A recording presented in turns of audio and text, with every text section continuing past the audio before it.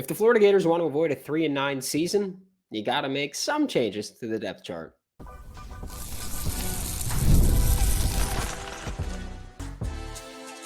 You are Locked On Gators, your daily podcast on the Florida Gators. Part of the Locked On Podcast Network, your team every day. Hello and welcome back to another episode of Locked On Gators, part of the Locked On Podcast Network, your team every day. Thanks for making Locked On Gators your first listen of the day every day. And thanks for making Locked On Podcast Network the number one podcast network in the nation, baby. Look at us. Look at us. Happy Wednesday. I'm Brandon Olsen. Find all my written work about the Florida Gators at swampsignal.substack.com. Today's episode of Locked On Gators is brought to you by GameTime. Download the GameTime app, create an account. It's called Locked On College for $20 off your first purchase. And like I said, the Florida Gators season has been just awful. And we'll talk a little bit about that with Hayden Hansen, Florida Gators starting tight end, who will be here for the final two segments of this show. Great interview, by the way. I will say that. Before we even talk about the depth chart changes, this has not been an easy season for anybody on this team. And I know that, and I'm not just saying this because obviously I do have a bit of a personal relationship here, but it's not easy to go through this, but there isn't a single player that has had to go and talk about it every single week for thousands of people to see every single week, the way that Hayden Hansen has had to do that. So I will absolutely give him his credit, his flowers. I know that there's also criticism that's deserved, but no one's had to face it as often as Hayden, I think, has had to publicly come out and face it. I know a ton of guys are hearing it, and a ton of guys do the media, and DJ Lagway does it all the time as well. But outside of that, it's been DJ and Hayden that have to go out there and talk about it every single week in a public setting. And so I give them absolute credit for that.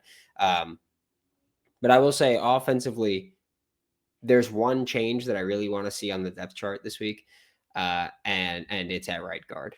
I'm sorry. I'm done watching Damian George play right guard. And I know that after this week, I will actually be done watching him play right guard.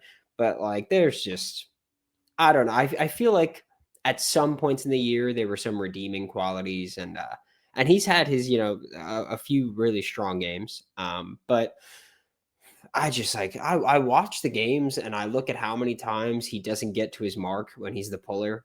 And I look at how many times he just looks kind of lost out there in pass protection specifically. And it's all right, well, if you're not agile enough to be a puller in a run game that is now asking people to pull more often, by the way, and you don't have the awareness to operate in pass pro, what's your purpose out there? I don't get it. What's your purpose out there now? Because first off, it's been a few weeks since he's played a genuinely strong game. I'd say honestly, it's been a long time since he played a genuinely strong game. He's had some games where it's all right, he did a pretty good job as a run blocker, or he did a pretty good job as a pass protector. But a game in which he's done both, I don't know, maybe Georgia, maybe Mississippi State, but it's been a while since he's done anything truly impressive. And I do think against Tennessee, he was absolutely awful. I think you could argue Tennessee was his worst game of the season. He just he stunk it up left and right out there. And then I'm not doing this to do the whole we hate Damian George thing. I don't think that's true at all. I'm just at a point where I go, I don't see the benefit of playing him anymore or starting him anymore. It's lost on me. And if Rod Kearney was healthy, I would really hope that we would see that change. But honestly, we're at the point where you got young guys on the roster. I don't care who it is, but it might be time for someone else to get reps at right guard. And I don't think it's going to happen, but I also do think that he is a legitimate liability at this point. And people can talk about, his pressure numbers. He hasn't given up a ton of pressure. So it's yeah, as a guard, I think that's expected.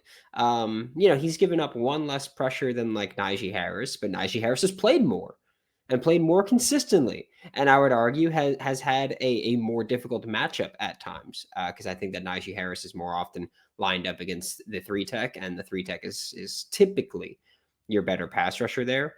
I think Najee Harris brings more to the table as a run blocker.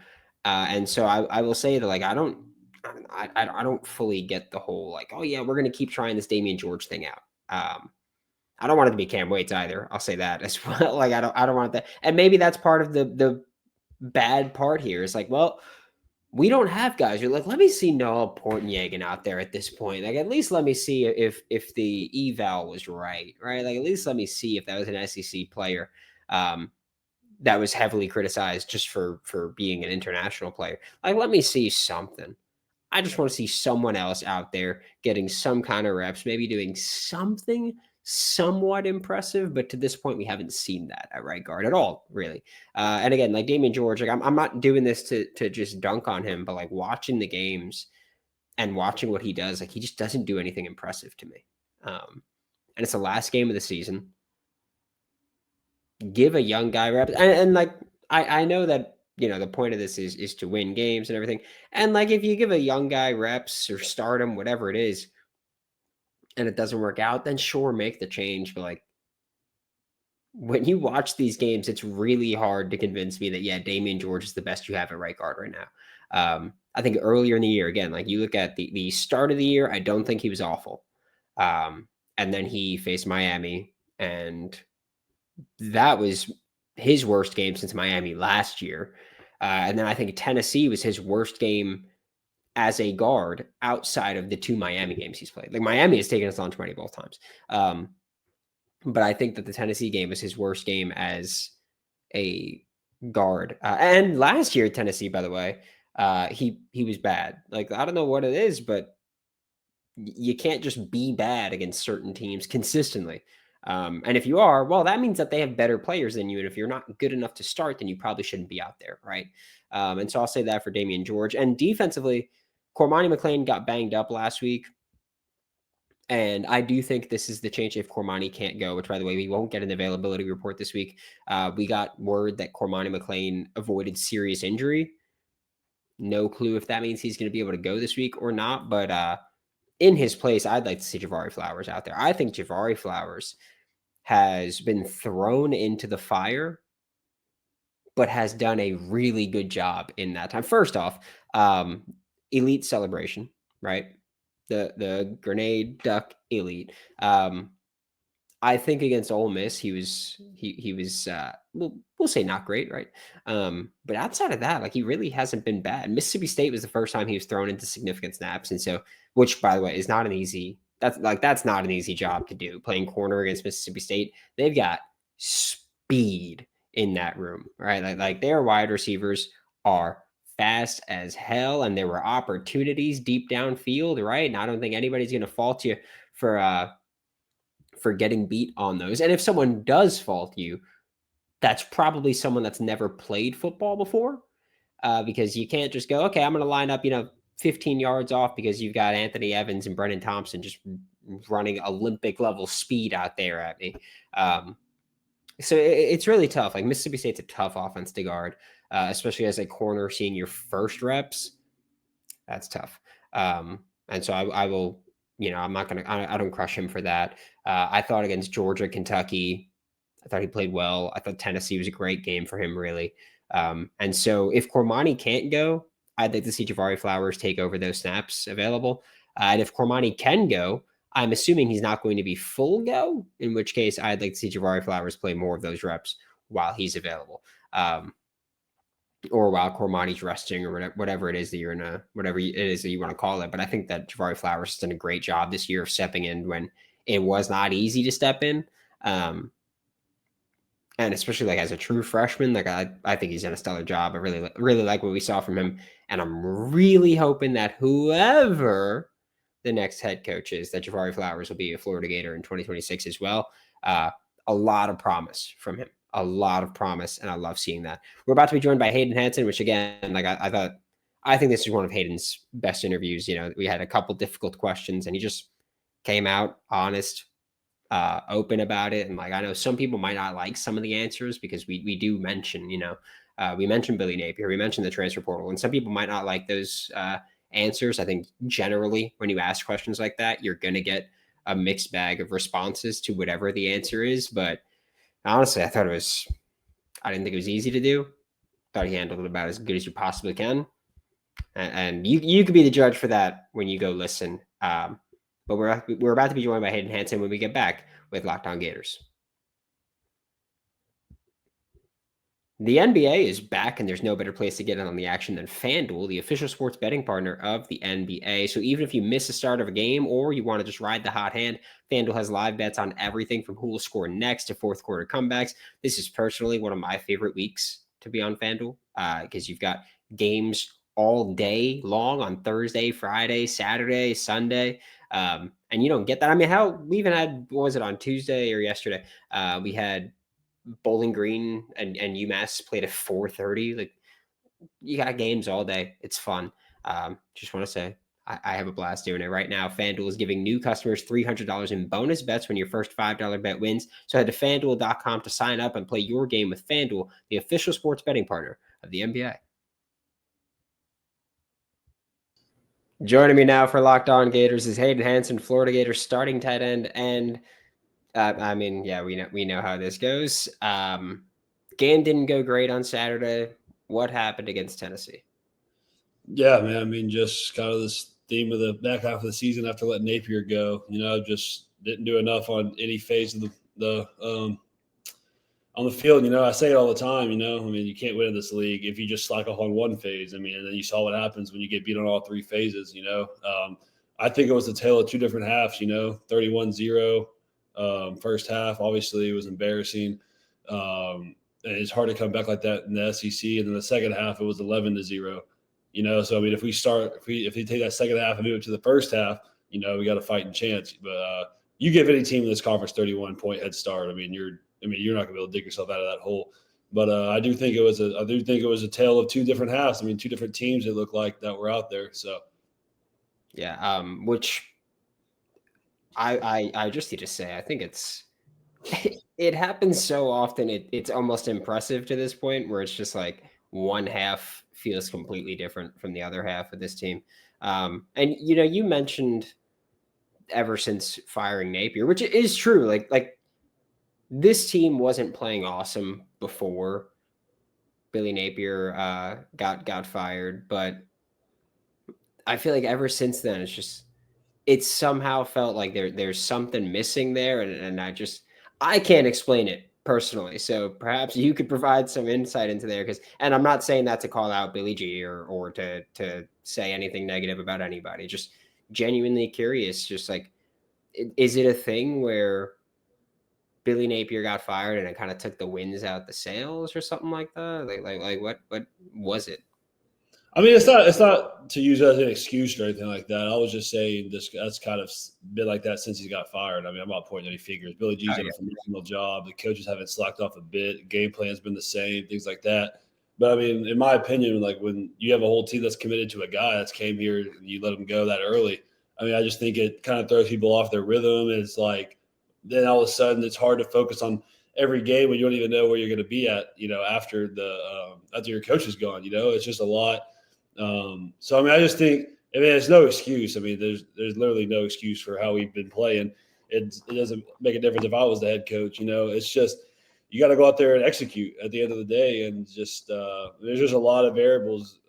Obviously, I mean, there's a bunch of elephants in the room in the locker room. It's just it's a unique situation, but we got to figure out a way to put this behind us. And we know what we're walking into this weekend. One of the biggest rivalries in college sports. So we got to figure out a way to get a win. Yeah, and yeah, I don't look at it I'm sure some people will, because there's some miserable people in the world right now where I'm sure some people will look at that and say like that they think it's an excuse, but I think realistically it's just the reality of the world that Florida Gators football is operating in right now. All you guys came there going, all right, I'm gonna play for the Florida Gators under head coach Billy Napier. And despite all the outside noise that we've talked about a ton, it still is a big change to see the guy that was in charge of this whole thing duck out. I mean, we collectively as like Florida Gators fans have had the conversation for a couple years now of, how long is Billy Napier going to last? Is something going to happen where he gets kind of the rug pulled from underneath him?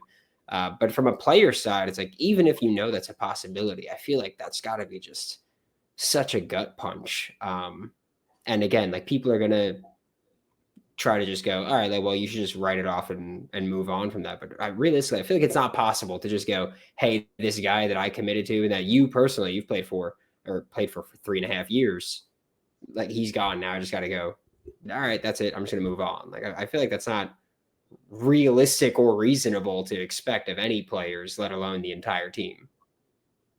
Yeah, I completely agree with what you said. It's just it's definitely not an excuse, but it's just a change, and different. Everyone has a different style of doing things, it's basically like you lose. I'm trying to figure out a good example. Like, you lose the teacher, but you keep their lesson plan. It's like it's not the same thing, but like it's hard to explain. It's like the skeletal base of what you've been doing all year, but you don't have the guy that's been organizing it, doing it. So it's all just different. But at the end of the day, we've got to figure out how to we deserve to end the season on a win, and we got to figure out how to do that. Yeah. And hey, hell of an opportunity this weekend. You guys went into the half down 31-0, came out and outscored them 11-0 in the second half. What was Billy Gonzalez's message like to the team after that? He was pretty lost for words. I would have been too. He basically was just like, there's nothing really to say. He's like, it wasn't good enough at all in any point in the game. And he said, but the good news is we got one more opportunity to end this thing off with a win and send the seniors off right. He's like, we're going to regroup. We got to come back harder. He's like, sometimes, like, to create men, you got to get broken down completely. And he's like, I feel like that's where we're at right now. We're broken down completely. And he's like, we're going to see who the real men are that respond to adversity this week. He's like, it's like we got one more opportunity together, and then most of y'all will never play together again. He's like, just go out there and do your thing. And I respect that. That's probably what I would have said too. But like I've been saying, we got to figure out how to win this game, man. We're due for a win. Yeah, and we've spent a lot of time this season talking about how, especially early in the year, how the defense was playing lights out and the offense was struggling, especially, again, like, we're talking like first month of the season. That's what it was like, and the offense plays their part in this scenario as well here. But as an offensive player, what's kind of the mentality when Tennessee comes out and scores touchdowns on their first 4 drives? Like, disregard what you guys did to that point. Just at any point, if you go, hey, the game started, the defense went out there 4 straight times and gave up touchdowns 4 straight times. And I'm not trying to like kill them or put the blame on them, but just what's your mindset at that point as an offensive player, where it's like, oh, like we might not get a stop. Like, we need to kind of pick this up. So just what's that like as you're on the sideline watching that? Yeah, it just snaps a sense of urgency into everybody. Like, we're like, if we're going to win this game, it's going to have to be a gunfight, or it's going to be a high scoring affair. And we got to figure out a way to do it. And it basically puts a fire under everyone's ass. We got to get going. We got to get rolling. We can't afford it. Like, it basically exposes every minor mistake. Like, we can't have anything. We got to go down and score. We got to keep up with these guys. Our defense when our defense figures it out, we got to end up being the team on top. There is one more Florida Gators game this season. It's this Saturday against Florida State. And if you want to go to one last tailgate for football, one last rivalry game for football, and one last time to experience Won't Back Down this year in football in Ben Hill Griffin Stadium, GameTime is the app to go to, right? It's the app that gives the advantage back to fans. It's the easiest way to score last-minute tickets at the best prices with no surprise fees, so that what you see is exactly what you pay. So take the guesswork out of buying college football tickets with GameTime. Download the GameTime app, create an account, just click Locked On College for $20 off your first purchase. Terms apply. Again, that's promo code LOCKEDONCOLLEGE for $20 off. Swipe, tap, ticket, go. Download GameTime today. We haven't seen anybody complain about it on social media, which is interesting because they hate 12 personnel. But this weekend, we saw 13 personnel at one point. And that was fun. What's that been like to get all 3 of you guys on the field? Because I feel like we've talked so much about how your skill set complements Tony or how your skill set complements Amir Jackson. But with all three of you on the field at the same time, especially with how many injuries we've seen pile up at the receiver room, just what's 13 personnel like for you guys? Yeah, I mean, I think it's a pretty nice package. I mean, I might be a little biased, but I feel like we started moving the ball when we got into 13 personnel. I feel like when you stick Amir at receiver and he's in the bunch with us, you don't know what we're going to do. You don't know if we're just going to have mismatches in the run game. You don't know if one of us is going to stay back in pass pro, the other two are going to leak out, or two stay in pass pro, or one leaks out. I feel like there's just a lot there, and I feel like with the receiver room kind of being banged up, it's giving us an opportunity to practice it a little bit, get in it a little bit. So, I mean, yeah, I mean, I'm probably biased on this, but I'm a big fan of it. I think it's hard to read. I think it creates mismatches in the run game. I feel like it gives ball more lanes to hit and just things of that nature. Yeah, and I will ask you to make a request if that's. I am requesting for you to make a request if possible. I would like to see boot slide when this offense is not backed up within their own 5-yard line. I'm going to make that request to just see it at some point when it's not backed up in their own 5-yard line. You can choose to actually do that or not, but that's what we're going with. And you mentioned Billy Gonzalez's message to the team kind of was like, hey, you guys got one more game, one final home game, one rivalry game, and then a bunch of you guys are never going to play with each other again. What's that been like from a mentality aspect of like Billy G can say that, but the reality is like you have to live that right now of like, hey, this is very well, and every year's like that where you're going to have a bunch of turnover and not see guys, but we kind of expect more of it now that there's been a coaching change. So just what's that mentality like where you're going into this one last time this season and for a lot of guys, one last time as a Gator? Yeah, I mean, it's unique. We got a lot of seniors too that have played a lot of football here, so you want to honor them as well. And I think everyone, I think it's not as urgent because when Napier got fired, I think it kind of all hit us faster than usual. That wow, like nothing's guaranteed. Like I don't know, we don't know what's going to happen with the brother to the right and left of me if they're going to stay or not. So I mean, I feel like it's soaked in for a while now. But I really do think we're ready to go play this game and send these seniors off right. Because I mean, there's a lot of them that deserve it. Yeah, and can you speak a little bit to the? I don't know what the right word would be to use it, but I guess the commitment of this roster, because we've had Tank Hawkins asked to maintain his red shirt and sit out, but outside of that, we haven't had anybody else healthy kind of essentially opt out of the season. Whereas, if I'm not mistaken, every other year that we've had you on the show, we've had that happen.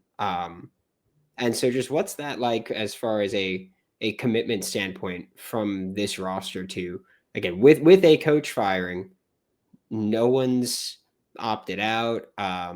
Even I know you don't follow recruiting that much, but like even Florida hasn't had a decommit from this 2026 recruiting class. And it's been a month since firing Billy. Yeah, I mean it's wild, and I know it's hard for me to say it and people to believe it when like the Kentucky game or the Tennessee game, but I mean just no one's quit. I mean it was very easy for people to start just saying, "Oh, my coach gone, I'm going to redshirt, screw this," or "I'm not going to be here next year." But I mean there is a genuine wanting to play for the guy next to you on this team, and it's special to see. And I know it just sounds dull coming from me after a game like Tennessee, but I mean, I assure you, like, there's no one's quitting. Like Tuesdays and Wednesdays team run, it's always popping, it's always intense. I mean, no one's giving up. I mean, regardless of the results we haven't been getting. So I mean, that's one thing I can't say confidently, and I think that's a good point you brought up about the red shirts. It's just surprising people because I feel like if you look around the league, even teams with coaches, like you see guys red shirting. So yeah, I mean, I'll tell you this: when Napier got fired, I did like a guest spot on someone else's show, and immediately they were like, "So how many people do you think are going to opt out the rest of the season?"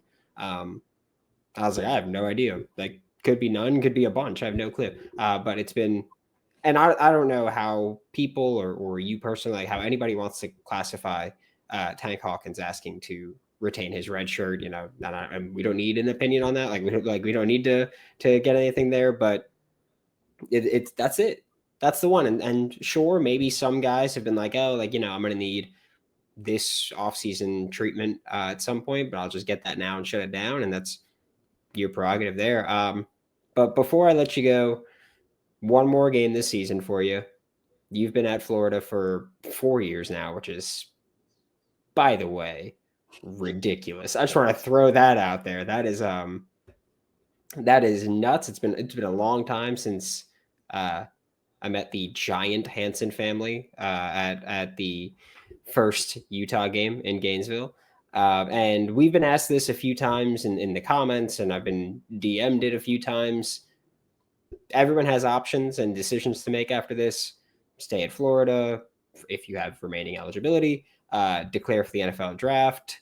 The portal is theoretically on the table for everybody.